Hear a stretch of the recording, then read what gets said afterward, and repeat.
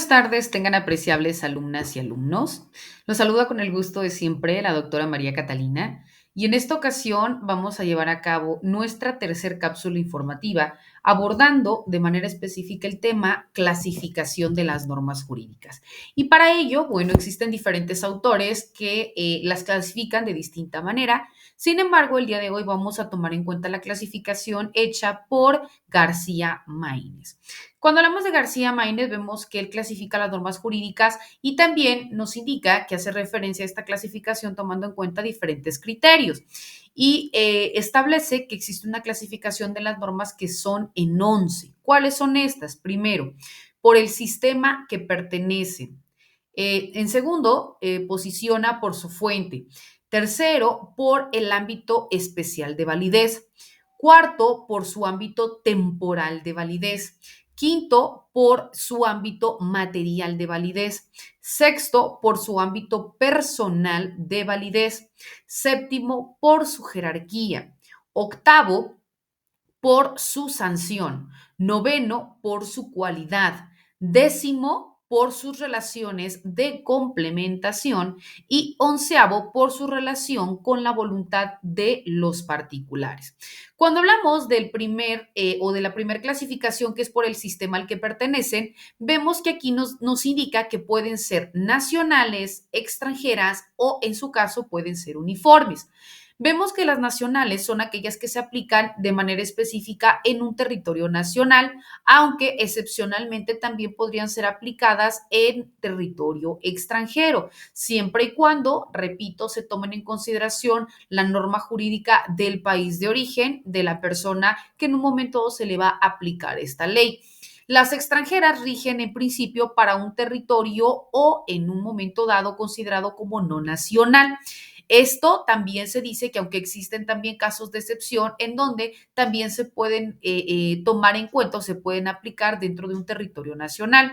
Y cuando nos indica que son de derecho uniforme, son normas comunes a determinados sistemas jurídicos de diferentes países, ¿no? Es decir, cuando se puede optar por la aplicación de una o de otro instrumento jurídico normativo o en su caso de derecho mixto.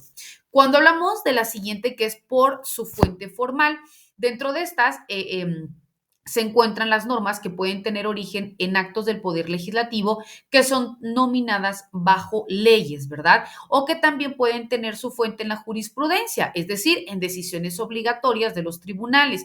También pueden ser de origen en la facultad reglamentaria del Poder Ejecutivo o su fuente puede ser la de la costumbre, que es reconocida propiamente como una de las fuentes del derecho. También se encuentra por su ámbito espacial de validez. Cuando hablamos del ámbito espacial de validez, vemos que es la porción del espacio en que un precepto jurídico es aplicable, ¿no? Por ejemplo, las normas en un país como el nuestro pueden ser federales, pueden ser estatales o pueden ser municipales, ya que vemos que nuestra propia constitución política de los Estados Unidos mexicanos faculta que se puedan crear estas normas jurídicas y por tanto les reconoce esta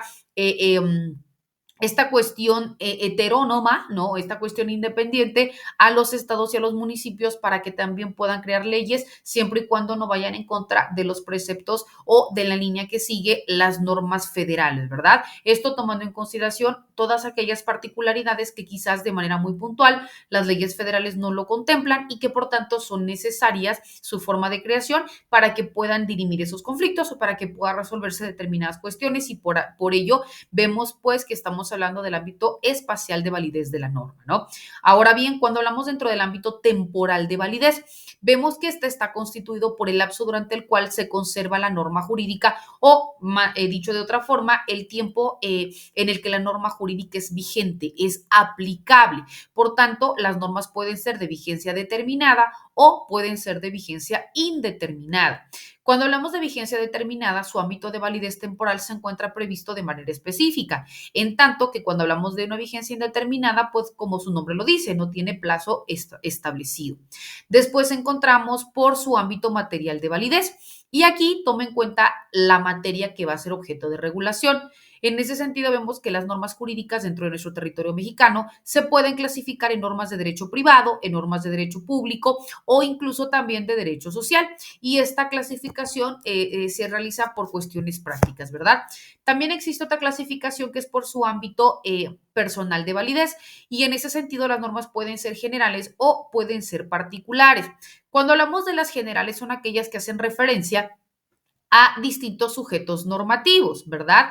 En este sentido, puede ser cuando ocurren de manera específica las leyes, ¿no? Que se aplican para todos, o en su defecto cuando hablamos de un sujeto individualizado cuando ya se aplica la norma mediante sentencia, porque ya va a ir señalado para un individuo como tal. Entonces aquí hablamos pues de las que son de manera general o particular. Después encontramos por su jerarquía. Cuando hablamos de la jerarquía, las normas pueden ser del mismo rango o pueden ser de un distinto rango. Es decir, cuando hablamos de un mismo posicionamiento jurídico o validez jerárquica, si son leyes federales, leyes estatales o leyes municipales. También encontramos dentro de estas formas de clasificación a la sanción y nos dice que las normas pueden ser perfectas, pueden ser leyes más perfectas o pueden ser leyes menos perfectas o leyes imperfectas. Las leyes perfectas son aquellas en donde la sanción consiste en la inexistencia o la nulidad de los actos que vulneran o en la imposición de un castigo. Las leyes más que perfectas implicarían en caso de violación, además de la inexistencia o de la nulidad del acto o la sanción, una reparación pecuniaria. Las leyes menos que perfectas son las que su violación no entraña en que el acto deje de producir efectos jurídicos porque, sin embargo, hacen al responsable acreedor a un castigo. Y por las que ven las leyes imperfectas son aquellas que no están previstas de una sanción. Después hablamos de por su cualidad y se dice que las normas se dividen en positivas, que son las permisivas, y en negativas, que son aquellas prohibitivas. Después encontramos por el punto de vista de las relaciones de complementación y aquí hay normas jurídicas que tienen por sí mismo sentido pleno y otras que tienen posesión en cuanto a la significación en que se relacionan con otros preceptos jurídicos o con otras leyes, ¿no? Vemos cómo estas formas de tomar en cuenta las clasificaciones de las normas son importantes, porque también en este mismo sentido es cómo nosotros vamos a invocarlas, cómo nosotros vamos a posicionarlas o cómo vamos a identificar cuáles son las que nos permiten, cuáles son las que nos prohíben, cómo aplicarlas dentro de un contexto o de un caso práctico para que luego entonces también podamos indicar esta forma garante dentro de la clasificación de la norma, ¿no? También viene dentro del punto de vista de su relación con la voluntad de los particulares y en estas vemos que las normas pueden ser taxativas o pueden ser dispositivas.